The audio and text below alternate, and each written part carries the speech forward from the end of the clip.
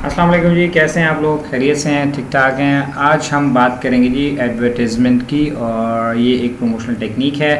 Last lecture में हमने अब बताया था कि जी what is promotion. So now we are going to discuss various techniques of promotion one by one.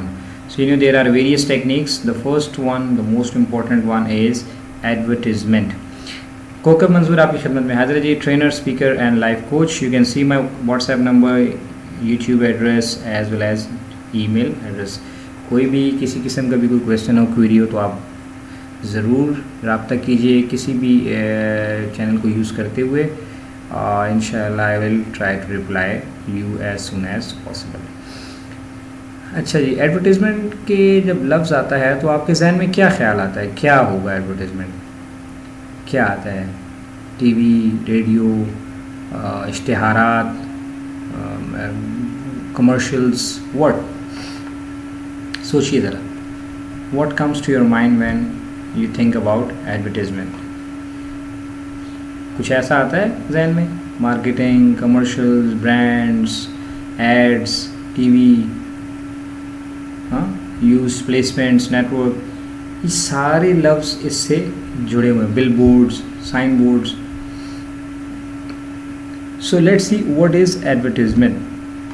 Advertisement, ये एडवर्टाइजिंग क्या होता है जी? It's an any paid form of non personal presentation. ये इसमें इंपॉर्टेंट वर्ड है, non personal presentation. Non personal presentation क्यों है जी? क्योंकि इसमें डायरेक्ट आप किसी बंदे से बात नहीं करते, बल्कि किसी न किसी इंस्ट्रूमेंट को यूज़ किया जा रहा है. जैसे कि टीवी है फॉर एग्जांपल, जैसे आपको स्क्रीन पे भी नज़र आ रहा है. तो जो टीवी पे ऐड आ रहा है वो टीवी या एलईडी, एलसीडी, जो भी आप कह लें, वो उसके ज़रिए आप तक क्या हो रही है? कम्युनिकेशन हो रही है. याद है हमने प्रमोशन में बात की थी, प्रमोशन इज़ ए कम्युनिकेशन. तो जितनी भी प्रमोशनल टेक्निक्स होंगी वो कहीं ना कहीं कम्युनिकेट कर रहे हैं. ठीक है. So any paid form of non personal promotion presentation, इसमें हम क्या करते हैं? Promotion of ideas, our goods, services, company, what ever, जो हमारा स्पॉन्सर या जो भी हमारा जो कंपनी वाला है वो बिज़नेस जो करना चाह रहा है. So advertisement is a non personal presentation. ठीक है जी, नॉन पर्सनल प्रेजेंटेशन. और दूसरा इसमें अहम लफ्ज़ क्या है? It is a paid form. Advertisement free नहीं होती. आप देखें टीवी पे जो ऐड आते हैं तो आपको पता है कितने कितने पैसे चार्ज करते हैं. जो बड़े बड़े एक्टर और एक्ट्रेसेस को हायर किया जाता है, they are charging in millions, right. और वो चंद सेकंड का, 10 सेकंड, 20 सेकंड, 1 मिनट, 2 मिनट का जो ऐड है, और उसको वो बड़ा हैवीली चार्ज करते हैं. और इसी तरह जब ये ऐड टीवी पे ब्रॉडकास्ट होता है आपको ड्रामे के और ये मैच के दौरान जो आपको नज़र आता है, तो जो इतना प्राइम टाइम होगा उसमें वो रेट टीवी वाले भी उतना ही चार्ज करेंगे. तो कंपनी वाले क्या करते हैं, जो एडवर्टाइजमेंट बना रहे हैं वो एडवर्टाइजमेंट एजेंसी को भी पैसे देते हैं, एक्टर एंड एक्ट्रेसेस भी पैसे ले रहे हैं, और टीवी वाले भी पैसे लेते हैं जब वो टीवी पे ऐड आपको दिखता है. तो इट्स ए पेड फॉर्म. ठीक है ना. सो कौन कौन करता है जी एडवर्टाइजमेंट? बिजनेस फर्म्स करती हैं, सारे बिजनेसेस वाले करते हैं, एनजीओज़ भी एडवर्टाइजमेंट करती हैं, नॉन प्रॉफिट ऑर्गेनाइजेशंस भी एडवर्टाइजमेंट करती हैं. आप देखें अक्सर ऐड आते हैं फ़लाँ ट्रस्ट में किसी का नाम नहीं ले रहा, तो वो ट्रस्ट वेलफेयर ट्रस्ट, तो यहाँ पे गुर्दों का ऑपरेशन होता है, यहाँ पे आँखों का ऑपरेशन होता है, यहाँ यतीम बच्चों की परवरिश होती है. These are not the private profit oriented organisations, they are basically welfare. लेकिन उनको भी डोनेशंस की, चंदे की और अतियात की ज़रूरत होती है, तो वो फिर क्या करते हैं? वो भी टीवी पे ऐड आते हैं. स्पेशली अगर आप देखें रमज़ान में या अभी ईद उल कुर्बान आ रही है, तो ये खालों के और इस किस्म के इश्तिहारात जो है वो आपको हर जगह पे नज़र आने शुरू हो जाएंगे. ठीक है जी. फिर प्रोफेशनल्स भी एडवर्टाइजमेंट करते हैं. जो बड़े बड़े प्रोफेशनल्स होते हैं ये भी एडवर्टाइज़ करते हैं अपने बारे में कि जी आइए हमसे इंग्लिश लैंग्वेज सीख लिए, फ़लाँ सीख लिए, ऑनलाइन ट्यूशन पढ़ा रहे हैं, फ़लाँ पढ़ा रहे हैं, वगैरह वगैरह. ठीक है. और हम कंसल्टेंसी है, टैक्स कंसल्टेंसी प्रोवाइड करते हैं, इस किस्म के ट्रेनर्स हैं जो भी हैं. और देन सोशल एजेंसीज मींस जितनी भी डिफरेंट और इदारे हैं, सोशल इदारे हैं, वो भी करते हैं. सो कहने का मकसद ये है कि इस वक्त एडवर्टीज़मेंट सिर्फ जो है वो बड़ी बड़ी फर्म्स या कॉरपोरेशंस ही नहीं करती, बल्कि हर एक को एडवर्टाइज़ करना पड़ता है अपने आप को, अपनी कंपनी को, चाहे वो कुछ भी है. इवन आप देखें जो मदारिस होते हैं ये भी मुख्तलिफ इनके भी रिप्रेजेंटेटिव मुख्तलिफ मसाजिद में जाकर वहाँ पर वो बताते हैं जी हम मदरसा बना रहे हैं, हम ये बना रहे हैं, तो आप हमारे यहाँ पे जो है वो यतीम बच्चे या गरीब बच्चे सबक पढ़ेंगे वगैरह वगैरह, तो वो करते हैं। इसी तरह दीगर मज़ाहिब के जो हैं, क्रिश्चियनिटी है, ये हिंदुज़म है, तो वो भी इसी तरह के जो उनकी मजहबी इबादत गाहें हैं वो भी इसी तरह मुख्तलिफ़ इलाक़ों में जाकर उसका डोनेशन इकट्ठा करना है। So that is again a kind of advertisement, they are telling about that what we are doing in that organisation, और फिर ताकि लोग उसको उसमें अपने बच्चों को दाखिल कराएं और वहाँ पे आएँ। इसी तरह कंपनीज़ हैं, product. So basically since we are business students, so will mostly focus on business form. सो सिर्फ बताना ही चाह रहा था कि एडवर्टीज़मेंट सब करते हैं, इट्स वन वे और इन अनदर वे, ठीक है जी। अब क्या क्या, चूँकि इसमें बस ये याद रखने वाली बात है कि ये पेड फॉर्म है, ठीक है, it's not free. Advertisement free नहीं होती। क्यों करते हैं एडवर्टीज़मेंट? हम ज़्यादा इसको बिज़नेस पर्सपेक्टिव में ही देखेंगे, सोशल एस्पेक्ट में नहीं देखेंगे। सबसे पहले तो हम ये करते हैं telling the market about the new product.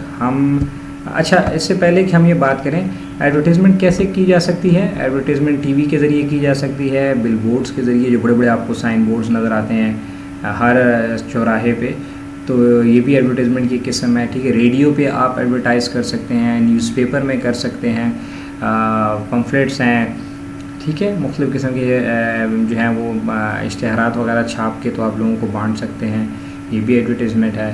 Plus अब सोशल मीडिया आ गया है, Facebook people are using very effectively, WhatsApp है, वहाँ पे लोग अपने आप को एडवर्टाइज़ करते हैं, अपनी कंपनी को एडवर्टाइज़ करते हैं।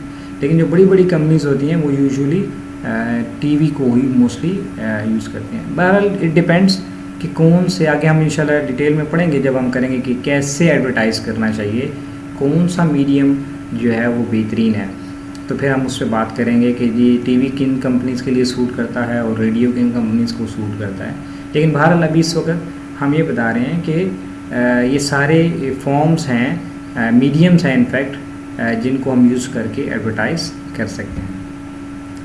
क्यों करते हैं, पर्पज़ क्या है एडवर्टीज़मेंट का? एक तो ये हो सकता है कि हम लोगों को नई प्रोडक्ट के बारे में बताना चाह रहे हैं, फिर informing the market about the price change, कोई प्राइस में हमने डिस्काउंट दिया है, कमी की है, वो बताते हैं ताकि मार्केट में कोई भी रिटेलर ज़्यादा कीमत चार्ज ना करे। तो अक्सर आपने देखा होगा लिखा होता है बचत बचत, और ऊपर लिखा होता है लेट्स सपोज 50 रुपीज़ और 50 लिख के, तो उसके ऊपर इस तरह से करके क्रॉस लगा होता है, ठीक है ना, और फिर नीचे लिखा है लेट्स सपोज 40 रुपीज़, ठीक है। तो ये भी हम इस तरह के ऐड देखते हैं, अक्सर टीवी पे आते हैं कि जी ये इतने का है, ये इतने का है, और किस लिए करते हैं, explaining how the product works. ये अक्सर आपने देखा होगा जो कुछ कंपनीज़ के ऐड इस तरह से आते हैं जो बता रहे हैं कि देखिए हमारी प्रोडक्ट कैसे काम करती है। जैसे मैं आपको एग्जांपल दे दूँ, कोई भी सर्फ़ ले लें तो अक्सर वो दिखाते हैं, ये देखें जी इतने गंदे कपड़े थे और इसको हमने धोया और ये मशीन में ऐसे घूमा और इसके स्टेन्स हैं और पता नहीं क्या क्या है इसके अंदर, और जिसकी वजह से ये ऐसे मैल कुचैल निकाल देता है। It's how it works, right. और अगर आप मज़ीद देखें तो टेली ब्रांड्स वगैरह के जो ऐड आते हैं रात को, वो 20-20 मिनट 15-15 मिनट चलते हैं, तो पूरा बताते हैं कि ये मशीन है, ये ऐसे मसाज करती है, या ये जूसर है, इसके अंदर गाजर का भी जूस बनता है और केले का भी बनता है और सेब का भी बनता है और हर एक चीज़ का जूस बन रहा है, तो ठीक है ना। तो या ये इस्त्री है, ये इस तरह भी इस्त्री कर लेती है, ये वैक्यूम क्लीनर है, ये ऐसे ऐसे काम करता है। तो ये सारे रीज़न्स होते हैं प्रोडक्ट को बताने के। ये इसी से रिलेटेड ये पॉइंट है कि अवेलेबल सर्विसेज, कि हमारे प्रोडक्ट की या कंपनी की कौन कौन सी सर्विसेज हैं, ये भी आप बता सकते हैं टीवी के ऊपर आके, या इवन बोर्ड्स के ज़रिए, पम्फलेट्स के ज़रिए कि we offer this right, after sale service दे रहे हैं, वारंटी दे रहे हैं, ये दे रहे हैं। सो ये एडवर्टीज़मेंट के सारे पर्पसेस हैं। Why would advertise, right? So we advertise to inform the people about the price change, about the new product, about how product works, and what are the services, and finally building the company's image. हम advertisement को company का image बेहतर करने के लिए भी बता सकते हैं। तो आपने अक्सर देखा होगा कुछ कंपनीज हैं जिनके ऐड आते हैं कि वो कहते हैं जी अगर आप ये प्रोडक्ट ख़रीदें तो इसमें 1 पैनी या 1 रुपया हम यतीम बच्चों की एजुकेशन के लिए डेडिकेट कर रहे हैं। अगर आप ये ख़रीदेंगे तो ये इस प्रोडक्ट में 1 रुपया जो है वो किडनी सेंटर में जा रहा है वगैरह वगैरह। तो इससे कंपनी का इमेज भी बनता है, तो एडवर्टीज़मेंट कर दी जाती है। प्लस और मुख्तलिफ़ चीज़ें भी की जाती हैं जिससे कंपनी का इमेज बेहतर हो। सो ये सारी बातें हैं जी।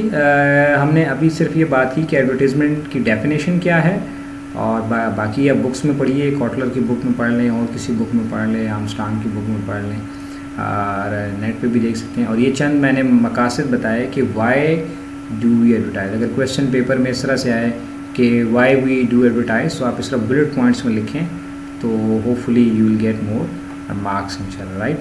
सो this is something about advertisement. Next class में हम बात करेंगे लेक्चर में कि the process of creating an advertisement किस तरह से बनाया जा सकता है, तो ये हम फिर उसमें डिटेल में डिस्कस करेंगे।